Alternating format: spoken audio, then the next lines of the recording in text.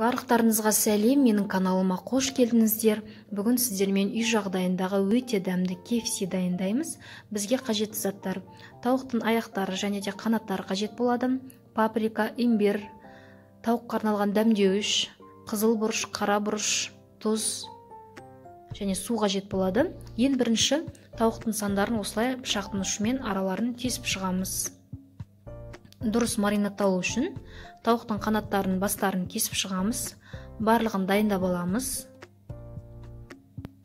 Тауықтардың аяқтарын кесіп шықтық. Енді оның үстінен су құямыз. Менде 250 грамм су құйдым.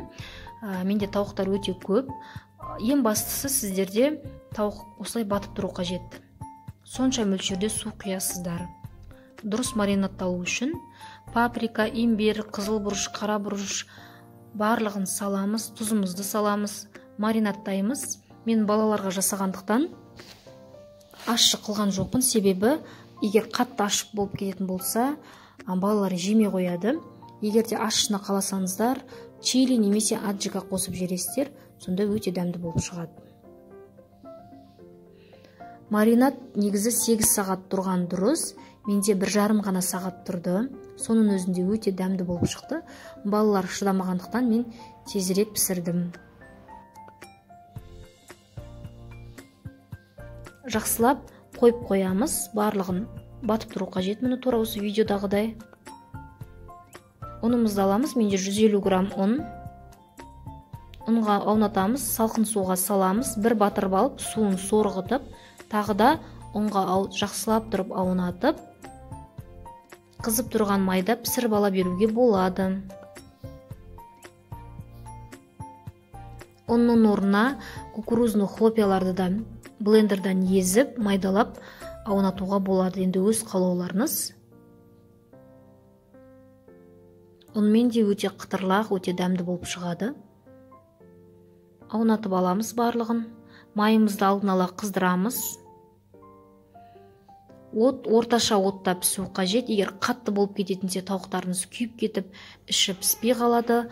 Ал егер де аз отта пісіретін болсаңыздар, онда дұрыс піспей қалуы мүмкін. Соған мән беріңіздер. Менде тауықтың қанаттары 5 минут көлемінде пісіп шықты. Ал тауықтың сандары 8-10 минуттың көлемінде пісіріп алдым. Тура осылай пісіріп шығамыз. Майға қуырамыз. Екі жағын аударып отырамыз.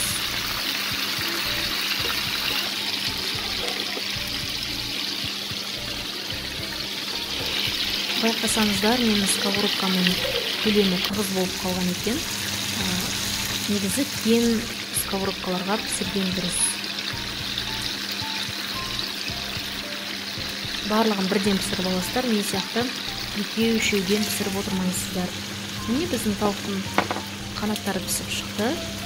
Өте дәмді, иісі де өте керемет болады. Қыздар, жасап көріңіздер, балаларыңызға жасап беріңіздер. Үлкендер де сүйіп жейді. Өздеріңізге ұнайтынына мен 100% сеніммен айта аламын.